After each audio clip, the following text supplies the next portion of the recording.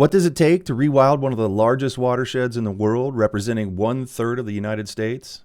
A lot of high-energy program design and management designed to go viral across the vast landscape to inspire rewilding action on the ground.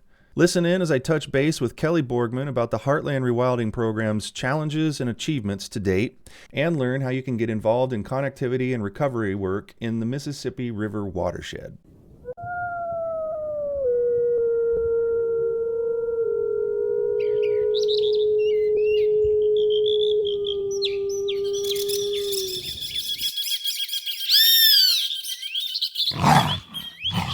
You're listening to the Rewilding Earth podcast.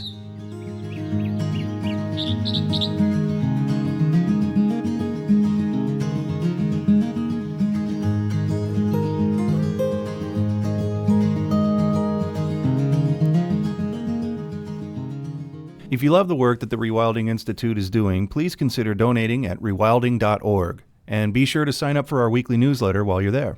Kelly Borgmann is back today, a little over a year since she visited with us on the podcast. Everything was just getting started with Heartland Rewilding back then, and Kelly was beginning the process of setting up shop in Des Moines, Iowa, ground zero of ground zero for rewilding in the Midwest's upper Mississippi River watershed. In this episode, Kelly talks about her organizing philosophy, hopeful action, and finding balance as a contemporary programs and outreach coordinator. There's solid advice here for aspiring conservation program managers who are willing to follow less traditional paths to their goals. Also in this episode, get caught up on everything that's happening with the newest rewilding project on the continent. You won't believe how fast things have picked up with Kelly's leadership. Can you believe it's been a year since you were first on this and you were first at Heartland Rewilding and everything was just getting started and shiny and new? Yeah, I can't even believe how far we've come from hiring me and thinking through what this initiative could be to where we are now, which is fully launched with our own website, socials, following, doing great work, launching programs. It's been quite a journey. What's transpired over the last year in the Heartland Rewilding? It is a lot. When I was first brought on, the title was coexistence coordinator, which was an abstract way of saying anything and everything. Over the last year, I really transformed this position into the programs and outreach manager to better encompass just the scale of this level of work. And so whenever anybody asks me, what is Heartland Rewilding? What do you do? What are you doing? I always start by saying, we are a conservation initiative that is focused on the Midwest and the wider Mississippi River watershed. We do a little bit of everything in that sphere, from working with landowners and land conservation partners to advocating for our wild neighbors and wildlife at the state and federal level. It's a really bold initiative in one of the areas that has been most impacted, I think, in terms of land conversion and population depletion for our wildlife. But this is also an area that we're called the Heartland. We've got a lot of heart, and I say that as a proud Midwesterner. And we are in an area that we can make the most impact, the most gains, and that kind of is what keeps me going and keeps me inspired. Because there are just so many opportunities, which is probably why when you hear me list all of the different things I'm working on, the list seems endless, is because there's endless opportunities. And being a young initiative with some pretty powerful backing, we're able to capitalize on those opportunities. And we're at a stage right now where we can really start putting some feelers out and trying to go a couple different directions until we figure out what our true path is. And we don't want to step on toes. So we're always pivoting and thinking and being flexible and nimble. And that's one of the great things about working at a new initiative like this. And I was wondering about the reception. I've heard you tell stories about meeting people and making new friends. What's the energy like when they find out what you're doing and what you're talking about in their area? One of the things at Heartland Rewilding that we like to talk about is that rewilding is this scale or spectrum, and it can also be a journey. And so finding the first step on your rewilding journey is really important. For some of my neighbors, that is coming over to me when I'm planting my native plants in my garden and asking me what the beautiful plants I'm planting are or how they're going to attract pollinators. and then going and swapping seeds and planting those plants in their own backyard. For some of the people I'm talking with, they're already on their own rewilding journey. They're working with organizations that are protecting land or doing a lot of outreach work with farmers to do regenerative agriculture or thinking about conservation practices that we can put on their land. For others, they're already advocates. They're already out there wanting to protect coyotes and seeing the mountain lions that travel through our state be protected, or the black bears and the wolves. So there's always been rewilders here. I think what's so great about Heartland Rewilding is that we can use that term as it was originally coined and as it has become and is understood by all the people in this world, and apply that here in Iowa and give those people who have already taken the steps on this journey a place to call home and gather them together and start making an impact on that scale. One of the reasons that people who were already on the ground doing really good conservation work wanted this work to be going on there is because everybody felt overlooked over country. That's always a joke to the people who don't live in flyover country. It's not very fun for us to listen to all the time. Oh yeah, that's just nothing land. It doesn't have mountains. It doesn't have giant, enormous this or that wilderness. So why bother? And I think that's why it ended up this way, right? Yeah. And people do say stuff like that. I say we aren't flyover country. Do you know how many birds migrate through this region? We have some of the best stopover habitat. And you want to look for mountains? Go check out the Ozarks. Those are the mountains of the Midwest. I challenge you to find some of the more beautiful vista than standing at the top of those mountains and looking at the fog covering the valleys and the sun rising up. It's gorgeous. Or spend a day in the Les Hills, just laying amongst the beautiful flowers and grasses and the hum of the bees and the butterflies and all the birds chirping and a fox creeping through. Or go laying up, looking up at the treetops and some of the beautiful forests. There's gorgeous places here. There's lakes to swim. There's rivers to fish in. There's gorgeous land here. Unfortunately, some of it has been converted to feed our nation. And the way it was historically done was to try and feed so many. We've come a long way since then. And so using new technology, using some old technology and finding ways to feed everyone, to keep our economy going, but to also make room for nature and thinking of our land as an ecosystem, thinking of our homes and our farms as ecosystems and how we are a part of that is so important, and a message that I try to share every day.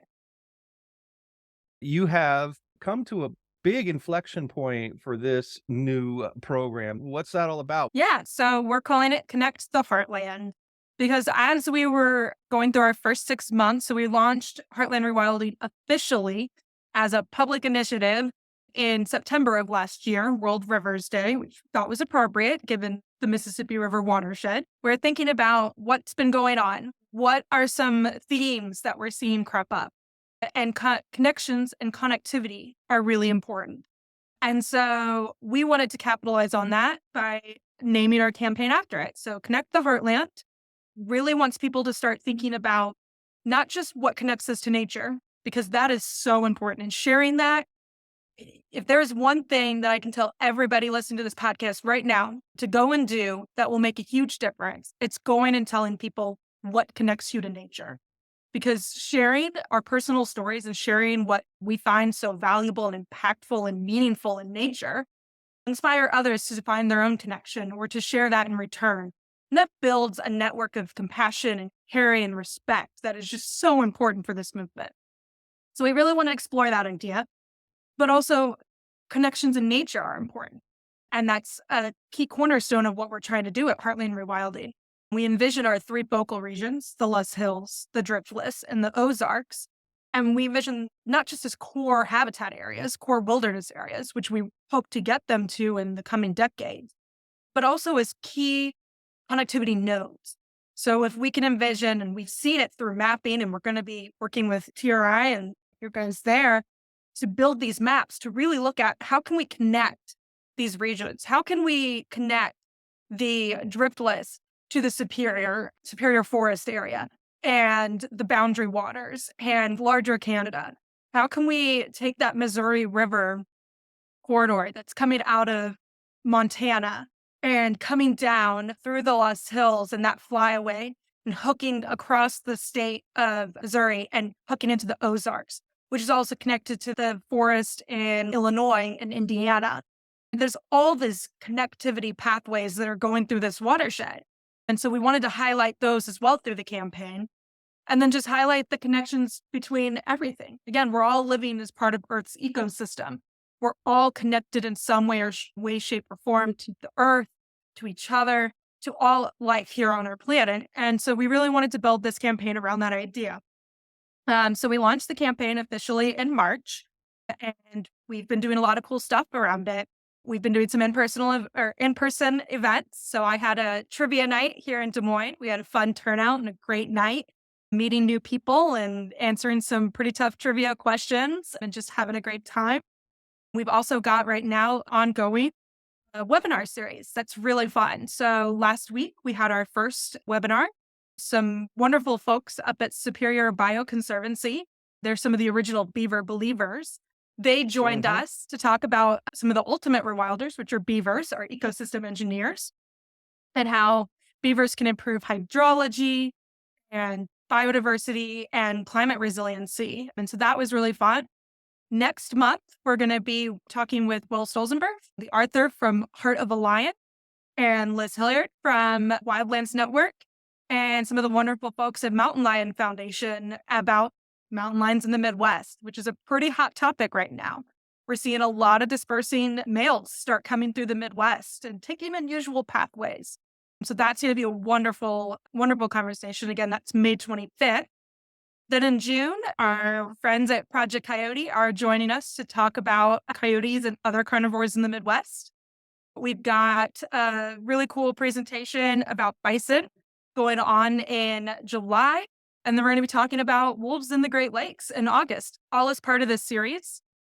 If anybody listening wants to sign up for that right now, you can go to heartlandrewilding.org/events.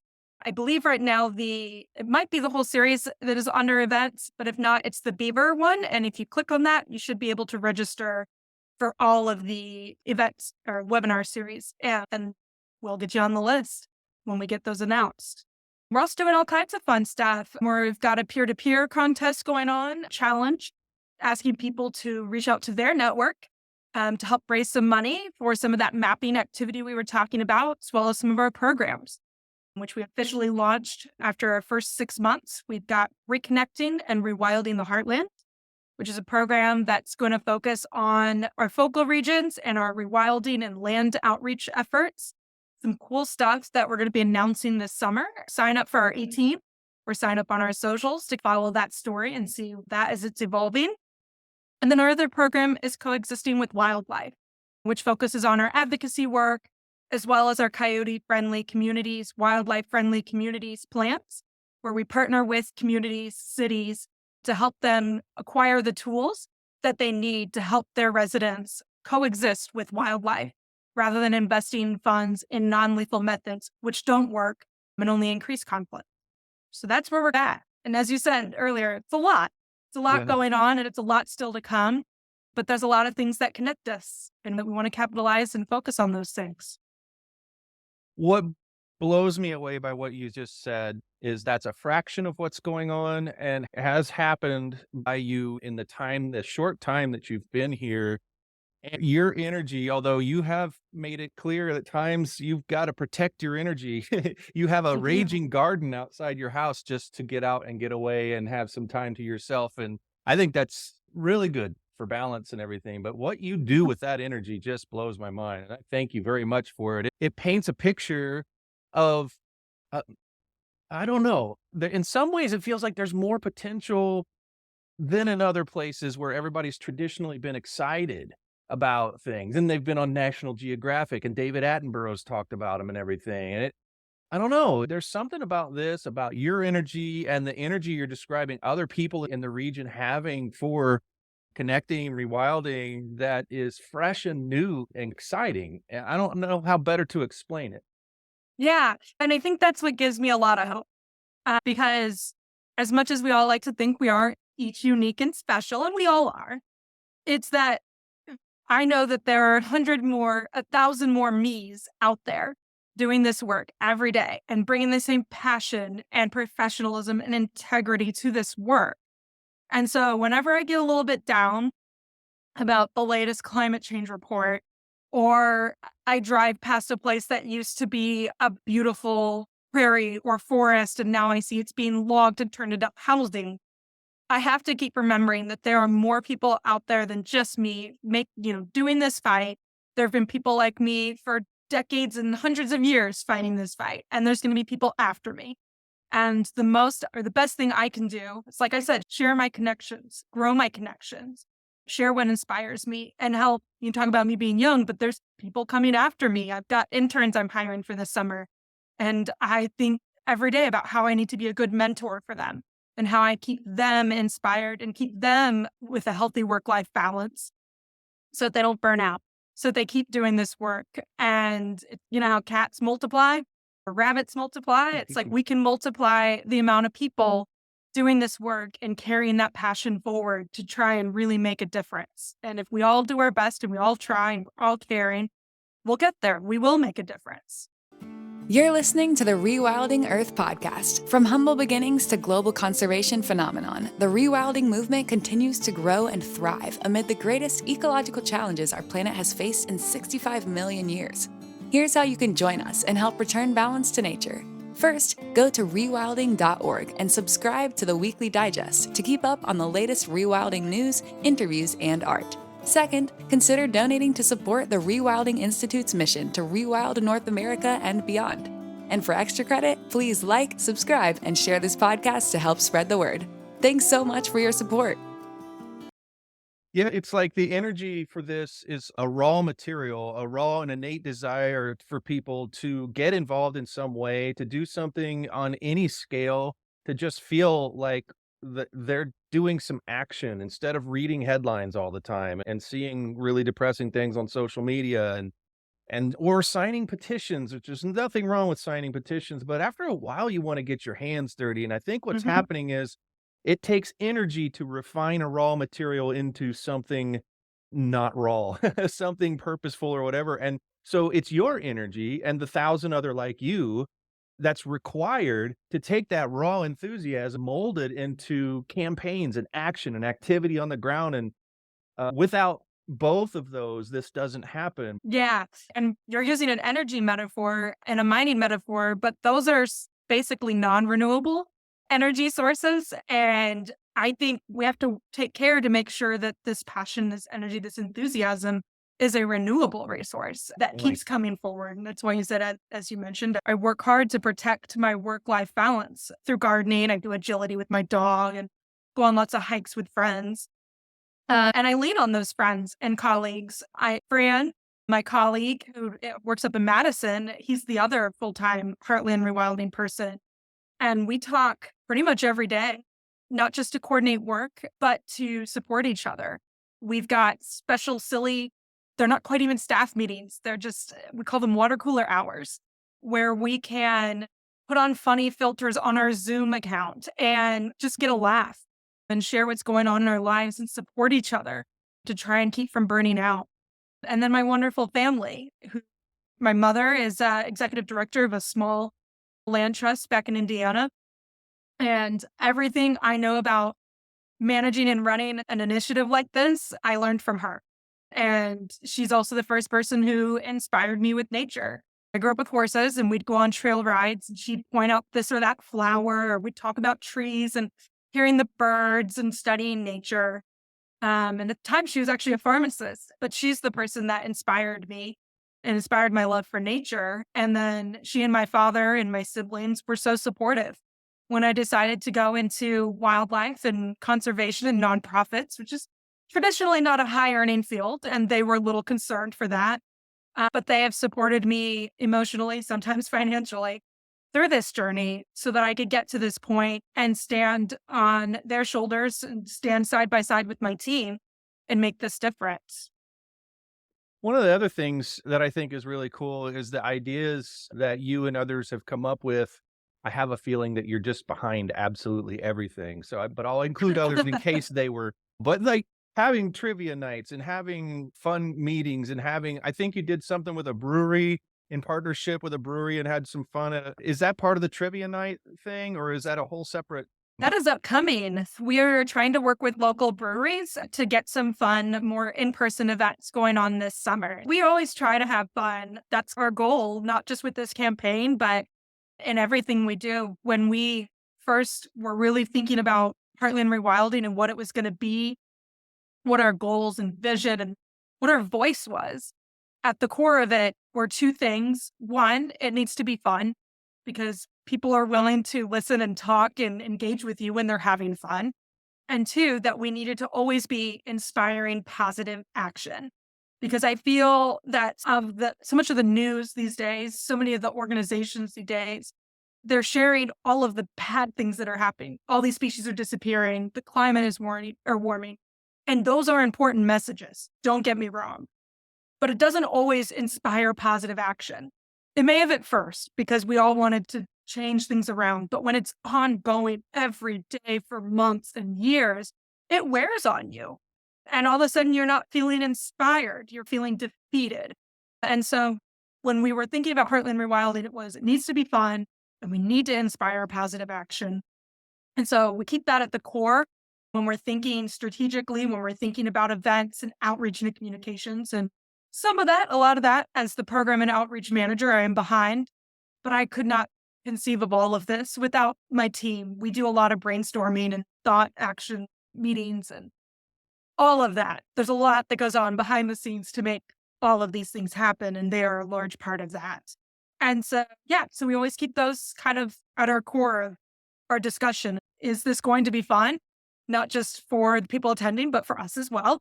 And then are we inspiring people to take positive action? And if not, how can we get to that? There's a lot of different directions you go from the Midwest. In fact, every direction there's a connection. But the one that I really like is the Superior Bioreserve. And you talked a little bit about that. The idea of, now that thing is really big, and people can refer to that episode in the podcast with Bob Boucher and the work that they're doing up there. They've been at it a little longer than you, and they have done some mapping, and it's inspiring. And it's like a little glimpse into the future of what Heartland could look like. Talk a little bit about the work you've been doing with them and the way that you envision that progressing in the future.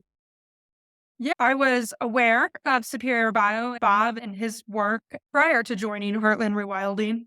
But we really started this partnership after our end of year appeal this year, which focused on beavers being those rewilders and being ecosystem engineers and how they have such a profound impact on their system.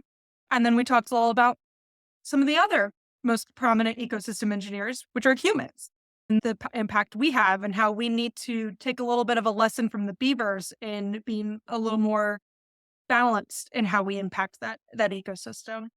Anyway, so then Bob run it. He reached out beginning of this year and was like, hey, you guys like beavers? We love beavers. You guys do rewilding? We do rewilding. We need to talk. There goes beavers again. Beavers connecting people. And I know. They're amazing. So what's even funny is I live in Beaverdale. So I think I'm just predispositioned to love beavers. But we had several long 2 hours at a time Zoom conversations about our organizations are in this initiative and what's going on and how we could partner. And we just have the greatest mutual respect for each other and they've been around longer, but they're actually just recently got their 501c3 nonprofit status. I've been sharing with them a little bit of how we've grown in our first 6 months as they embark on their first 6 months through that status and doing a lot more outreach. And we just see infinite potential in that partnership and are so excited to be there. But yeah, so Superior Bio focuses on the Superior ecoregion.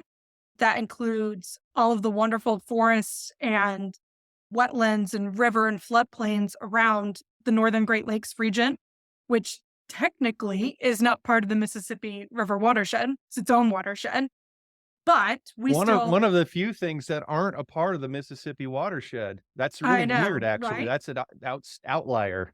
Yeah, I will say for campaign and some purposes and simplicity, we consider all of Minnesota, Wisconsin, and Michigan part of our service area.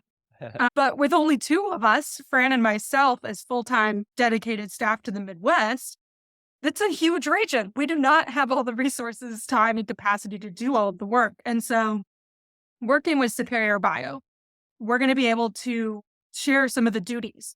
We can uplift a lot of their messaging and voices. They do the same for us and build that connection between our two groups to really grow. And someday we'd like to see us focusing more concretely on building and restoring connectivity pathways between the Superior region and down into the driftless along the Mississippi River corridor to those forests in southern Illinois and into the Ozarks, and really building that whole corridor and region out. That's end goal there. And this partnership and all the partnerships to come will really help us do that. What strikes me is that if people have been wondering about these weird headlines when people use the numbers 30 by 30 and 50 by 50, and they even hear Biden talking about it, or he did for a minute, and they don't really have any sense of what that means on the ground. And what's happening here, as you hear Kelly talk, is that this is what it means. This is what 30 by 30, 50 by 50, how we reach those goals and how we do it in an ecologically important way, instead of just trying to have a bunch of protected areas disconnected from each other. But on paper, we have 30% or we have 50%, which I know the administration is leaning more toward that because they made the commitment. Now they have to say that they did it, and they're going to probably do the bureaucratic thing rather than the ecologically important thing and say, we got it, we did it. And this is also a representation of how we're going to make sure that does not happen, if at all possible. Real organization is happening, real connection is happening. And this, what you're hearing, is what it sounds like on the ground. It's what it sounds like when people are working together to bring to life something that just became a catchphrase very recently, but has been stuff that we've all been working on for decades. If anybody was curious, that's what it sounds like. Yeah.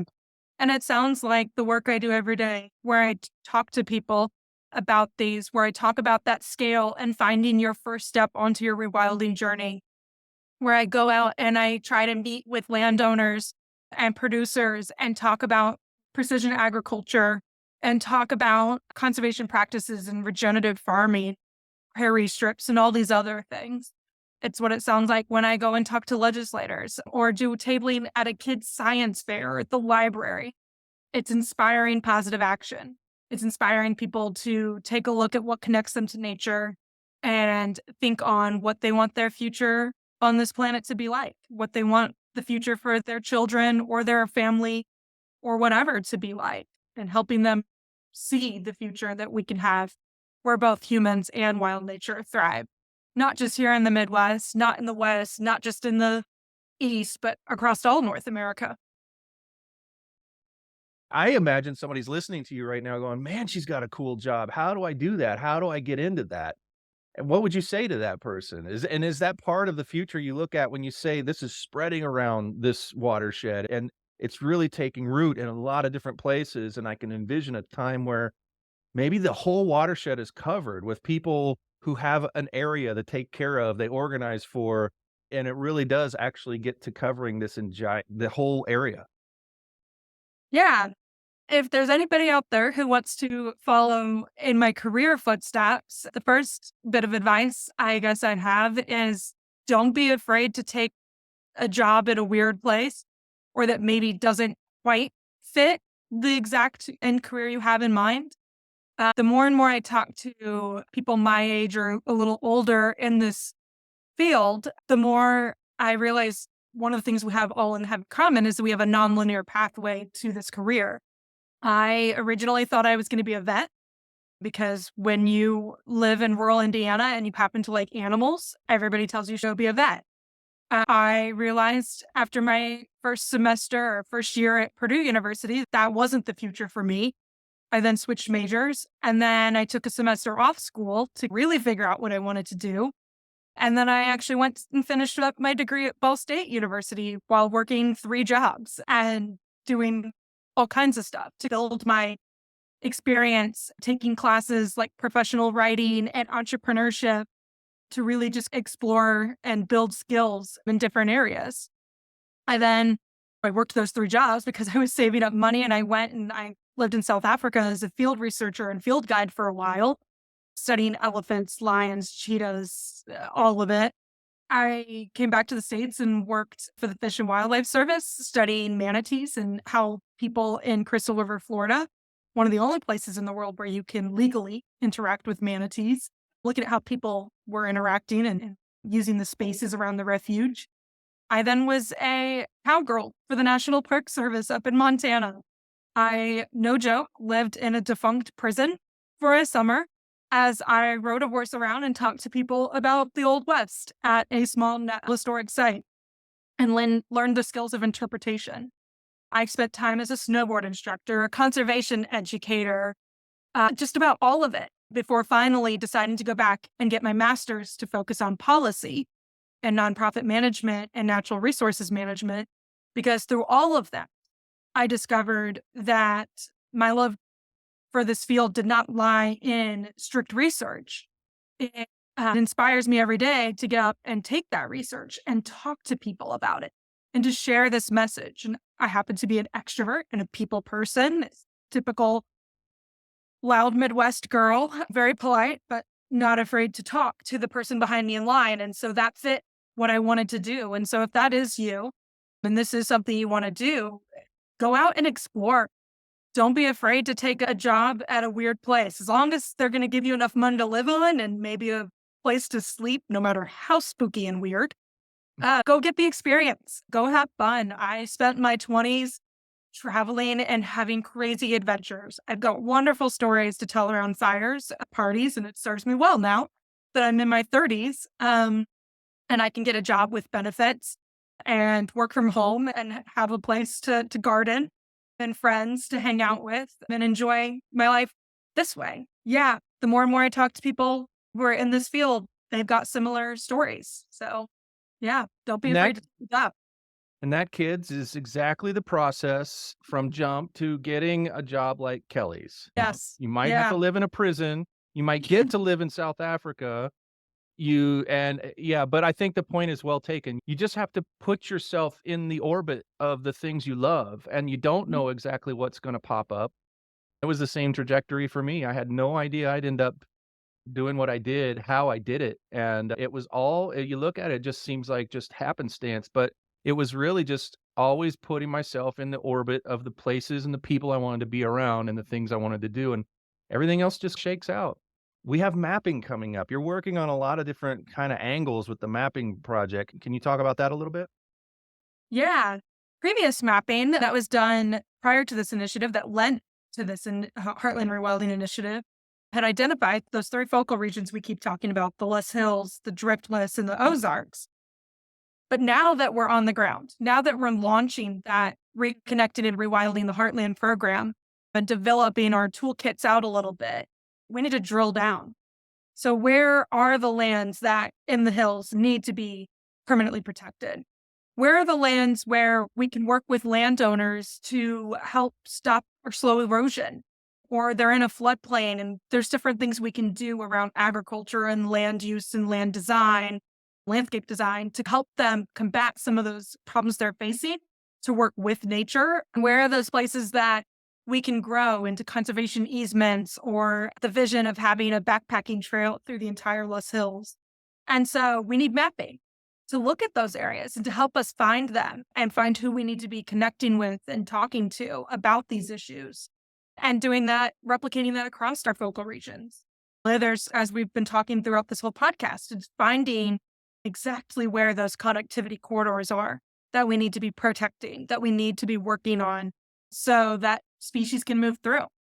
Because one of the things with coexistence is a lot of wildlife, like the mountain lions, are coming through where I live here in Des Moines because there are 2 rivers that come together, the Raccoon River and the Des Moines River. And rivers are some of the last and wild areas that traverse the state, as many Midwestern states. And so wildlife are using those corridors to move through on their journeys.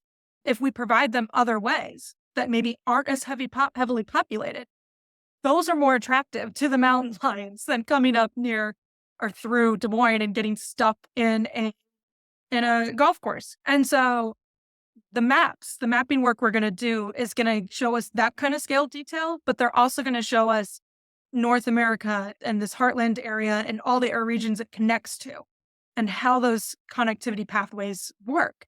So when we're talking with partners, when we're talking with people at the national scale about this work, we can show them our grand vision. We can show them how this is going to work, that it will work, that it's just going to take people like you and me and all the others on our team pushing for this work and committing to do this for a number of years and decades. I imagine someone listening to this that's not considering themselves part of the club because they don't live in the region. Is there a way for people to come to heartlandrewilding.org/events? Are they allowed? Can you welcome them, please, to come learn Yes. about beavers and come learn about and do those fun events that you're doing and everything? This isn't just the exclusive. This is the world. This is an important place in the whole world to the whole world.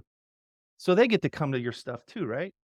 Of course. And being a Midwesterner myself, I also know that a lot of Midwesterners leave the area and a lot of people move into the area. So whether you are a Midwesterner at heart or by home, or whether you just understand how important this region could be, or want to learn how important it can be, anyone and everyone is so welcome. Again, we're trying to do things that are fun. We're trying to inspire positive action, build connections and relationships and partnerships. We do not want to be an exclusive club. That's why we don't have memberships. That's why the webinars are free. That's why we do all these things, because we are trying to be as inclusive as possible. So we invite anyone, everyone to reach out to us, to start a conversation with us, and to share what inspires them to and connects them with nature. We'll have a whole bunch of extra credit links provided by me and mainly Kelly at the bottom of this episode at rewilding.org/pod. You can find this episode and several other episodes, and they all have great extra credit sections. So if you love what we're talking about, but you're a little hazy on the 30 by 30 stuff or the mapping stuff or whatever, those resources will be there. Kelly, thank you so much for coming in and checking in with us. It's been a wild year. I still can't believe it's only been a year. So much has been accomplished, and I can't wait. And I know a lot of other people are dying to see what you do next. Yeah, I want to look and see what I do next. Sometimes I wish I could look into the future, and then I think, nah, just let it unfold. Enjoy Yeah. the rest. It's worked really well for you so far, so don't change the formula. Thanks for being here. Yes, thanks for having me, Jack. Thanks for listening to the Rewilding Earth podcast. We do what we do because of you. This podcast is supported by listeners like you who long to live in a wilder world. Please consider donating at rewilding.org and subscribe to our weekly news and article digest while you're there. To go the extra mile, you can follow and share Rewilding Earth on Instagram, Facebook, and Twitter. Bonus points for sharing this podcast with your friends. To listen to past episodes, go to rewilding.org/pod. That's rewilding.org/pod.